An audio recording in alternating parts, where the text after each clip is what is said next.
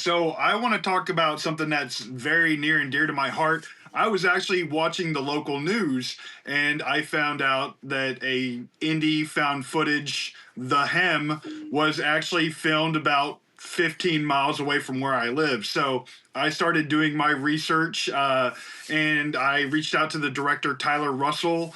I reached out to his film company, Howdy Films Texas. And, what I really enjoyed this, being a lifelong Texas resident. The movie itself starts out very much a slow burn. You have three documentary, and they are trying to figure out about the Rose Chapel and what happened to Isabella many years ago. So they're kind of walking around the stockyards and some actually pretty popular sites in the Fort Worth area.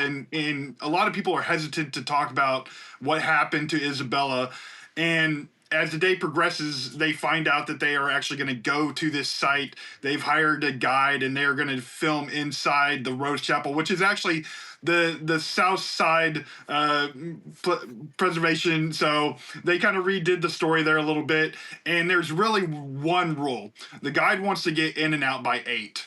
Now, they really do start to build up on this. And much like what Jillian said with Faye, which again was a great terror film, it does take a little while to build up, but they do a good job of establishing the characters. They have the suspense is there. But what I really liked was the unique POV they took in the third act, which they actually showed kind of from a body camera POV. And I felt like that really added the tension in some of those scenes. I haven't admittedly always been the biggest fan of found footage, but I think as more directors and more filmmakers and everything learn off of, previous mistakes and everything, I feel that found footage has taken so many steps forward and how they really give you that gritty and grainy and realistic vibe and then can really sell those scenes to you. And I felt like The Hem was very effective in doing so. It's not the scariest film I've ever seen.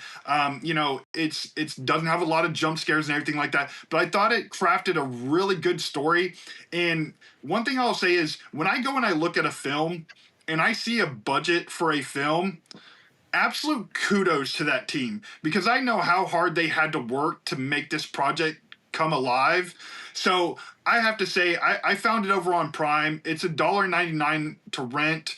I think it is a great watch. And, for me personally, just that Texas connection, that for me is my passion, is to support independent. And I had to support Texas, So I definitely recommend checking out The Hem. Oh, yeah.